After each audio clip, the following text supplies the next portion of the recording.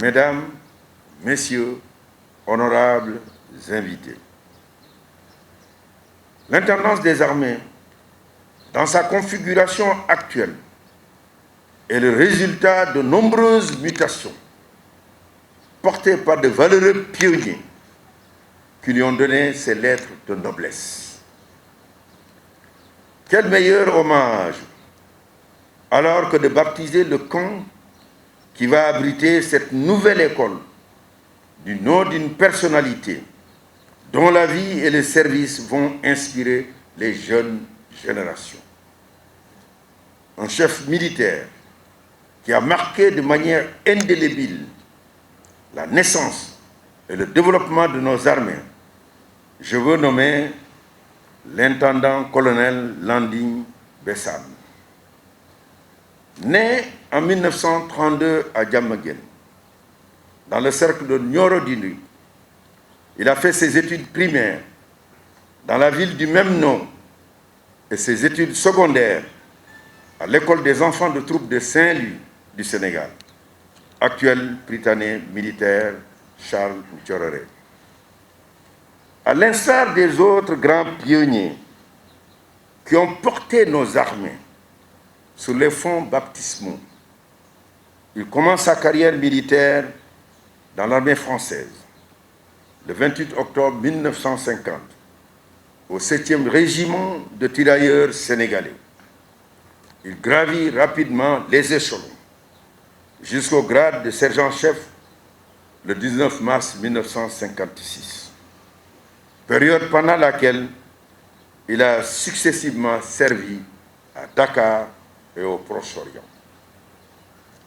Admis à l'école de formation des officiers ressortissants des territoires d'outre-mer, Effortum, de Fréjus, en France, il est issu de la promotion baptisée Centenaire 1956-1958. Il est nommé sous-lieutenant la même année et embrasse très tôt le métier d'administrateur militaire à Marseille dès sa sortie d'école. Le 11 mars 1960, il est affecté au 2e régiment interarmé d'outre-mer, avec poste à Madagascar. Il est transféré le 8 décembre 1962 au 1er bataillon d'infanterie de la nouvelle armée sénégalaise. Entre 1962 et 1964, il sert successivement au 4e bataillon d'infanterie et à l'école militaire préparatoire de Saint-Louis comme chef de service administratif. Promu capitaine le 1er avril 1965, il est détaché à la gendarmerie nationale le 26 juin 1966. Admis à l'école supérieure de l'intendance de Paris, il y subira une formation de 2 ans avant de retourner au 1er bataillon d'infanterie. Il est nommé le 1er juillet 1972 chef de corps de la compagnie Intendance et le 1er août 1974 directeur de l'intendance, devenant ainsi le premier intendant militaire sénégalais à la tête de cette institution. Au grade d'intendant colonel, il occupe les fonctions d'inspecteur des affaires administratives au ministère des Forces armées à partir du 1er août 1980.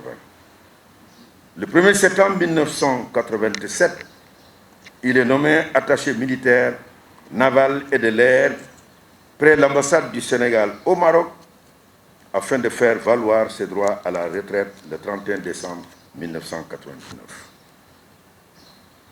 Sa brillante carrière dans notre pays, à Madagascar et en Indochine, lui ont valu d'être décoré du grade d'officier de l'Ordre national du Mérite, de commandeur de l'Ordre national du Lion, de croix de guerre avec étoile de vermeil, de croix de guerre avec étoile de bronze, de médaille coloniale avec agrafe Extrême-Orient et de médaille commémorative de la campagne d'Indochine. chers membres de la famille de l'intendant-colonel Bessane, je voudrais vous remercier, ainsi que vos frères, d'avoir bien voulu répondre à notre invitation et rehausser de votre présence cette cérémonie d'hommage. Je suis certain que l'intendant-colonel Bessane Alité aurait voulu être des nôtres ce matin. Nous aurions été fiers de lui témoigner notre gratitude devant cette auguste audience. Mais je sais pouvoir compter sur vous pour lui transmettre nos vives et chaleureuses salutations, ainsi que nos vœux de bonne santé et de longévité, et lui dire que le baptême de ce camp n'est que la juste reconnaissance des éminents services qu'il a rendus à notre pays.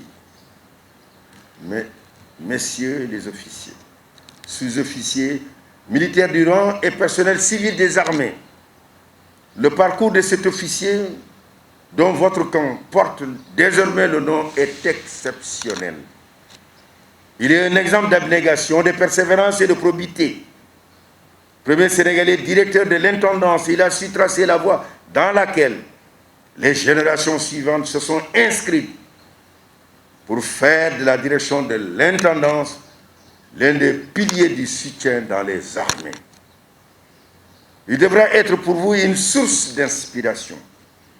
Armez-vous du professionnalisme et du courage qui l'ont toujours caractérisé et que reflètent amplement les citations qui lui ont été décernées lors de la campagne d'Indochine.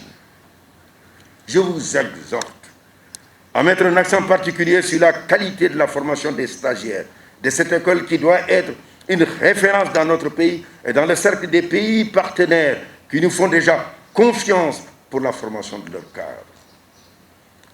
Vous devrez aussi accorder une attention particulière à l'entretien et à l'utilisation efficace et rationnelle de cette infrastructure qui a nécessité de lourds investissements. À vous tous, je redis ma confiance et mon soutien.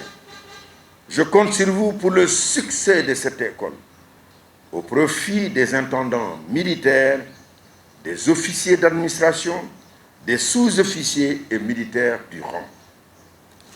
Elle accordera aussi une place importante à la formation en logistique opérationnelle des armées, notamment dans le domaine du soutien à l'homme, regroupant des fonctions indispensables au maintien de la capacité opérationnelle des forces qui veillent à la sécurité et à l'intégrité de notre sanctuaire national.